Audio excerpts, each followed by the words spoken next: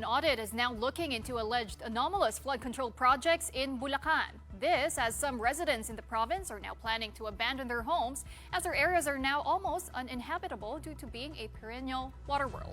Rainiel Pawid has this report. Even if the sun is up, you'll never see village of Bulusan in Kalumpit, Bulacan flood-free. Since 2022, Bulusan has always easily flooded, even with minimal rain, and it takes longer for the water to subside. Now, it's getting to residents' nerves. Like Rodolfo, who has been living in Bulusan for years. And now, his home is constantly wet and rotting. Naku, marami na ako itinapong gamit na yun naiwan ng matanda namin. Nabasa ng tubig Inisigaan ko na lang pagka pwede na magsiga. Based on documents from Malacanang, there should be a completed flood control project in the area.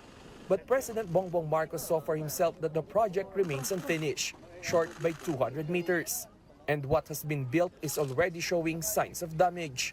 Its contractor is St. Timothy Construction, one of the top 15 contractors nationwide, bared by President Marcos last week. The company is linked to Curly and Sara Diskaya. Sara shot to national fame when she ran for office but lost to Pasig City Mayor Vico Soto in the recent midterm elections. Until now, they have yet to address the issue. The other firm linked to Diskayas that made it to Marcos's list is Alpha and Omega Construction. Another firm that's theirs, according to Mayor Soto, is St. Gerard Construction, which had already been blacklisted by the DPWH in 2020.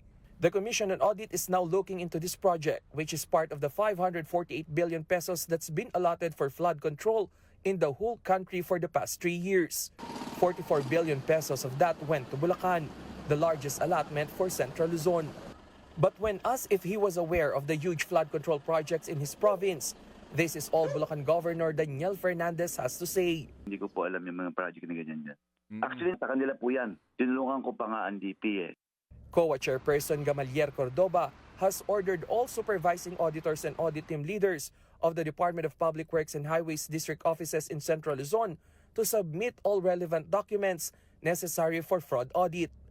This is in line with President Marcos's bid to seek accountability for failed projects across the country. For One News, Rainiel Pawid, News 5.